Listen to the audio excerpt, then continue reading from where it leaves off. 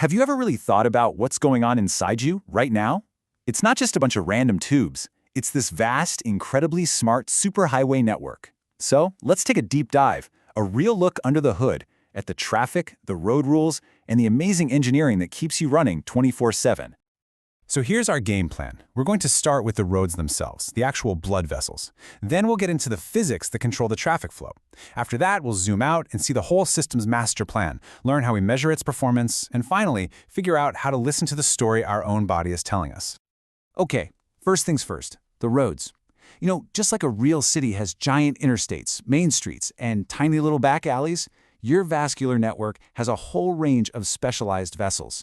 And each one has a very specific job to do. Let's break them down. Okay, this table really shows you the incredible specialization going on. I want you to imagine you're a single red blood cell. First, you get blasted out of the heart into the aorta, this massive, elastic superhighway that has to absorb that powerful pulse. Then you're funneled into these smaller, muscular arterial roads that act like traffic cops controlling the pressure. Next, you have to squeeze single file into the capillary side streets to drop off your precious cargo of oxygen. And finally, you merge onto the veins, these large, flexible return lanes that are so stretchy they also act as a huge blood reservoir. It's just brilliant. Every single vessel is perfectly designed for its part of the journey. But out of all those different types, these tiny little muscular arterioles are hands down the most important for controlling your blood flow. Seriously, think of them as millions of tiny little taps. Your body can tighten or loosen them in a fraction of a second to manage blood pressure and, crucially, redirect blood to wherever it's needed most, like, say, to your leg muscles when you decide to start running. So that leads to a really good question. How can such a tiny little vessel create so much resistance? And the answer, which is pretty cool, isn't just about biology. It's about pure, straight-up physics. All right, let's move on, because this is where we get to see how the universal laws of physics are in charge of every single drop of blood moving through your body. This is where the true elegance of the whole system just, shines. So the basic rule is actually beautiful and simple. It's a lot like Ohm's law in electronics, if you're familiar with that. Flow is basically driven by the pressure difference between 2 points, and it's held back by resistance. It's a push and pull game. The more you push with pressure, the more flow you get. The more you pull back with resistance, the less flow you get. Simple as that. Now this formula here, Poisson's law, this is what shows us what resistance is actually made of. Yeah, it depends on stuff like the blood's thickness, its viscosity, and how long the vessel is, but look at the bottom of that equation. The real showstopper, the absolute game changer, is r, the radius, raised to the 4th power. And that little exponent changes everything. This is it, the number 4. This is the secret weapon of your entire circulatory system. Because the radius is to the power of 4, your body gets this incredible, almost unbelievable level of control. It means a tiny, tiny change in how wide a vessel is doesn't cause a tiny change in resistance. No, it causes a huge, explosive one. We're talking a massive, nonlinear impact. And check this out. This shows you just how powerful that is. Just by making an arteriole half as wide, the resistance doesn't double, it doesn't quadruple, it skyrockets 16 times higher. This is exactly how your body can redirect massive amounts of blood so precisely and so incredibly fast. It's all thanks to the power of 4. So, okay, we get the physics of a single pipe now. But how does the body arrange billions of these pipes into a system that actually works? Well, the answer is a brilliant master plan. It's not just one big loop, it's actually 2 totally distinct but perfectly cooperating circuits. So your body is clever enough to run 2 separate loops at the exact same time. On one hand, you have the systemic circuit. That's the high-pressure workhorse. It sends fresh, oxygenated blood from the left side of your heart out to literally every single organ in your body. Then you have the pulmonary circuit. This one is a delicate, low-pressure loop that sends the used, deoxygenated blood from the right side of the heart just to the lungs, and then right back again.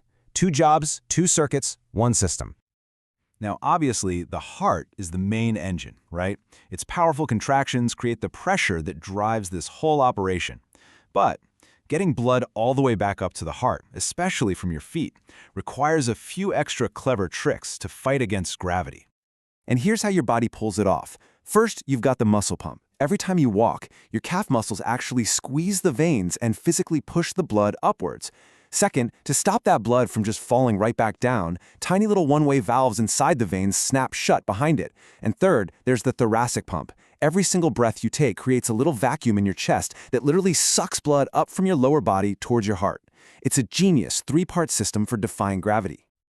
Okay, so we've built the whole system. Now we can look at the vital signs, the key numbers on the dashboard that tell us how well this whole superhighway is actually working.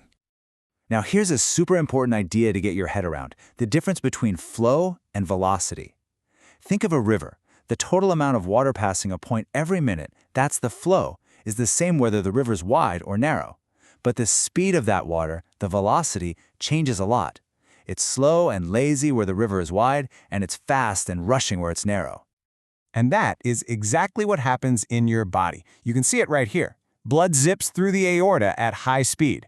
But when it hits the absolutely massive network of capillaries, the total area is so huge that the velocity just plummets. It slows to a crawl. And that's not a bug, it's a feature. That's intentional design, because it gives your red blood cells all the time they need to drop off oxygen and pick up waste from your tissues.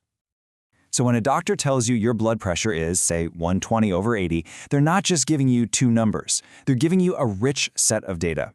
That top number, the systolic, that's the peak pressure when your heart contracts. The bottom number, diastolic, is the lowest pressure when your heart relaxes.